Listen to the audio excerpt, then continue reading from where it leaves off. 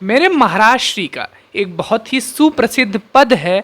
पद क्या है कि राजे भी देखे महाराजे भी देखे, राजे भी देखे महाराजे भी देखे, पर राजा ना देखा प्रभु श्री राम जी जैसा। उसी तरीके से मेरा भी एक पद है कि नेता भी देखे अभिनेता भी देखे। मैंने नेता भी देखे अभिनेता भी देखे, पर कोई ईमानदार न देखा श्री लाल बहादुर शास्त्री जी जैसा। नेता भी देखा अभिनेता भी देखा, पर ईमानदार न देखा लाल बहादुर शास्त्री जी जैसा। नमस्कार, मेरा नाम अनिकेत सिंह है और आप लोग देख रहे हैं ब्रेन बूस्टर टीवी। ये वीडियो भी आपके ब्रेन को जो है बिल्कुल से बूस्ट करने वाले हैं कि आज के इस वीडियो में we are going to talk about the one and only Shri Lal Bahadur Shastri ji. Lal Bahadur Shastri ji के जन्म से लेकर के उनकी जो मृत्यु की कहानी, ताशकंद थ्योरी है, उन सब चीज़ों के बारे में we are going to discuss. और मैं बताऊंगा आपको क्या ऐसी क्वालिटीज़ थी, what are these the qualities, क्या ऐसी लीडरशिप बिल्डिंग थी उनके अंदर जो कि उनको अन्य नेताओं से अलग बनाती थी। तो चलिए बिना किसी देरी किए शुरू करते हैं उनकी केस स्टडी को।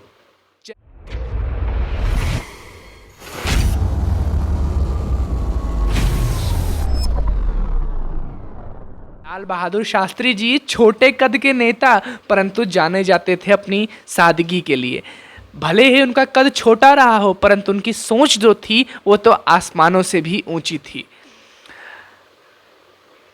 अब देखते हैं कि आखिर लाल बहादुर शास्त्री जी किस तरीके से अन्य नेताओं से अलग थे। लाल बहादुर शास्त्री जी बहुत ही ईमानदार नेता थे और वो कभी भी अपनी धन दौलत का दिखावा नहीं करते थे। उन्होंने अपना पूरा जीवन जो है वो हमारे देश हित में, अपनी देश को आगे बढ़ाने के लिए, अपनी भारत माँ को बिल्डअप करने के लिए अपना पूरा जीवन जो है संघर्ष में गुजारा है। जब एक कहानी, कई कहानियां सुनाऊंगा। पहली कहानी है जब श्री लाल बहादुर शास्त्री जी, उस समय पर एक कमेटी बनाई गई थी आज़ादी के आंदोलन के दौरान लाला लाजपत राय जी द्वारा। तो उस कमेटी में क्या होता है कि जितने भी लोग थे उनको जेल जाना पड़ता है। तो लाल बहादुर शास्त्री जी भी कुछ दिनों के लिए जेल जाते हैं।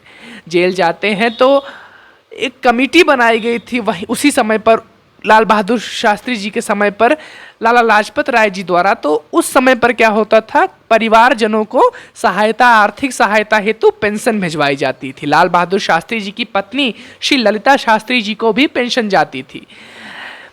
ललिता शास्त्री जी ने एक बार पत्र लिखा लाल बहादुर शास्त्री जी को कि लाल बहादुर शास्त्री जी, काम तो चल जा रहा है पैसों में और पैसे मैं बचा भी लेती हूँ उन्हीं में से। लाल बहादुर शास्त्री जी इतने ईमानदार नेता थे कि उन्होंने तुरंत एक पत्र लिखा सेंट्रल गवर्नमेंट, यानी उस समय पर अंग्रेज सरकार थी उसको, कि हमारा घर जो है वो इतने पैसे में चल जा रहा है और हमें इतने पैसे की ही आर्थिक मदद दी जाए।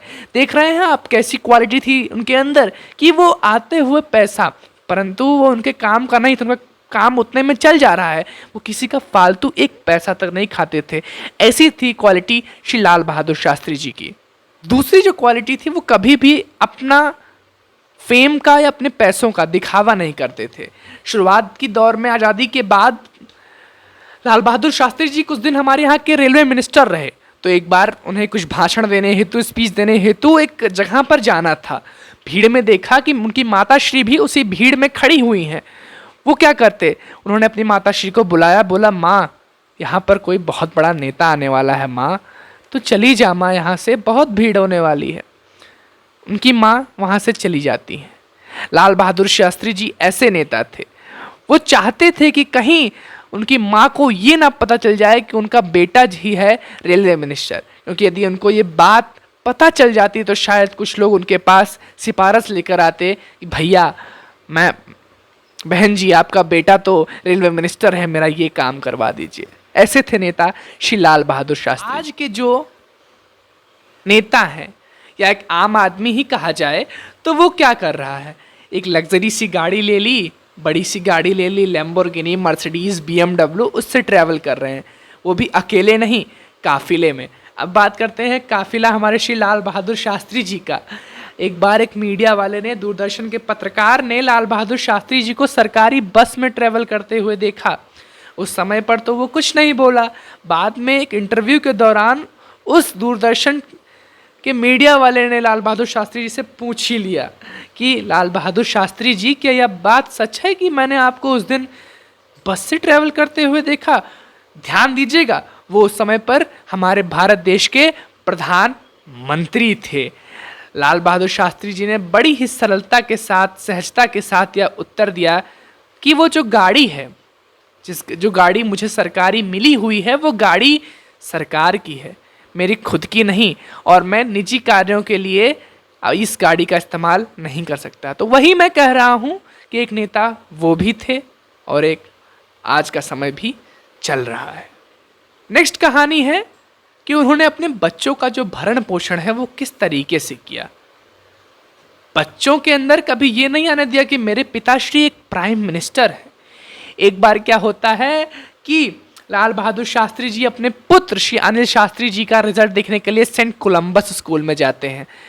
भाई, जब प्रिंसिपल को पता चलता है कि स्वयं प्रधानमंत्री जी आ रहे हैं हमारे स्कूल में अपने बच्चे का रिजल्ट लेने के लिए, दौड़ता हुआ प्रिंसिपल जी जाते हैं, प्रधानाचार्य जी जाते हैं, बोलते हैं आइए शास्त्री जी आइए, आपका हार्दिक स्वागत है, ले जाते हैं, उनको कमरे में बैठाते हैं, साथ ही साथ उनका आदर सत्कार करते हैं। तो लाल बहादुर शास्त्री जी ने पूछा कि बच्चे का रिजल्ट कहाँ मिलेगा। तो उन्होंने कहा, अरे प्रधानमंत्री महोदय, आप क्यों कष्ट करेंगे, मास्टर स्वयं आएंगे और यहाँ पर आपको रिजल्ट दिखाएंगे। उन्होंने कहा, यहाँ मैं एक प्रधानमंत्री की हैसियत से नहीं आया हूँ, यहाँ मैं एक पुत्र का पिता हूँ।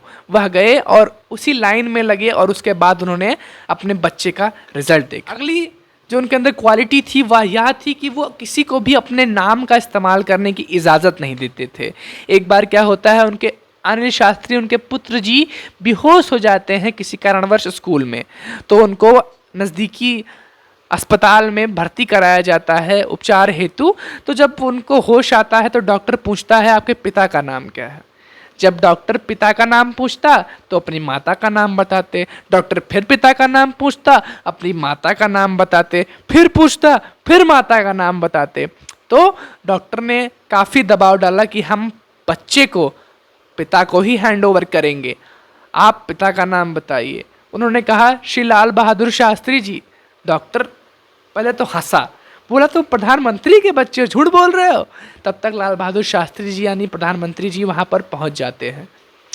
तो वो डॉक्टर पूछता है, शास्त्री जी ये बताइए आपका बच्चा आपका नाम क्यों नहीं ले रहा था। लाल बहादुर शास्त्री जी फिर से सरलता के साथ उत्तर देते हैं कि किसी को भी मेरे घर में मेरा नाम लेने की इजाज़त नहीं है। एक कहानी और सुनाता हूँ उनकी सादगी के बारे में। एक बार लाल बहादुर शास्त्री जी चले जाते हैं कहाँ पर, केरोसिन लेने के लिए फेयर प्राइस शॉप यानी राशन की दुकान पर।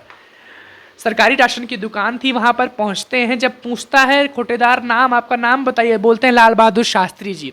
कोटेदार हंसने लगता है, बोलता है लाल बहादुर शास्त्री, प्रधानमंत्री।